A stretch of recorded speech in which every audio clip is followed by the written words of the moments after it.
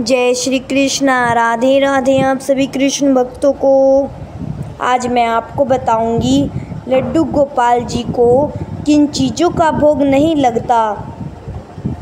क्या आप जानते हैं लड्डू गोपाल जी केवल वही भोग स्वीकार करते हैं जिसमें भक्ति और शुद्धता हो, लेकिन अगर गलती से भी हमने उन्हें वर्जित चीज़ों का भोग लगा दिया तो हमारी पूजा का सारा पुण्य नष्ट हो जाता है। आज मैं आपको वो रहस्य बताने जा रही हूँ जो शायद ही किसी ने आपको बताया होगा। कौन सी चीज़ें कभी भी लड्डू गोपाल जी को नहीं खुआनी चाहिए। शास्त्रों में भागवत महापुराण में कहा गया है कि ठाकुर जी अन्नदाता हैं, पालनहार हैं। उन्हें हर चीज़ पसंद है जो सात्विक और शुद्ध हो, लेकिन कुछ चीज़ें अशुद्ध, तामसिक या निंदनीय होने के कारण कभी भोग में स्वीकार नहीं की जाती, जैसे कि लहसुन और प्याज। ये तामसिक आहार है, इससे मन में क्रोध और विकार आते हैं। ठाकुर जी को कभी भी इसका भोग न लगाए।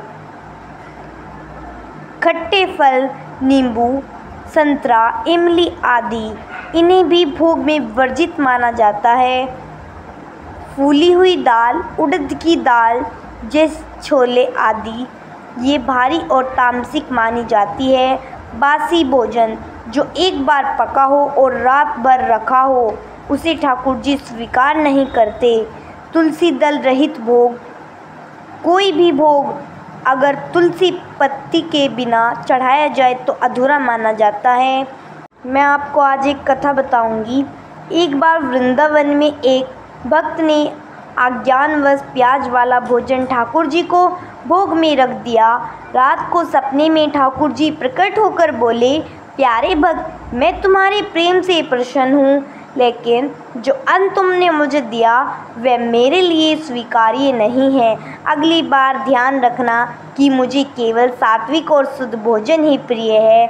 उस दिन से उस भक्त ने संकल्प लिया कि अब जीवन भर ठाकुर जी को वही अर्पण करेंगे जो उन्हें आनंद दे, और उनके जीवन में सुख समृद्धि बढ़ती चली गई उसी दिन से। तो कृष्ण भक्तों, ठाकुर जी को प्रेम चाहिए, दिखावा नहीं, और प्रेम में शुद्धता सबसे ज़रूरी है।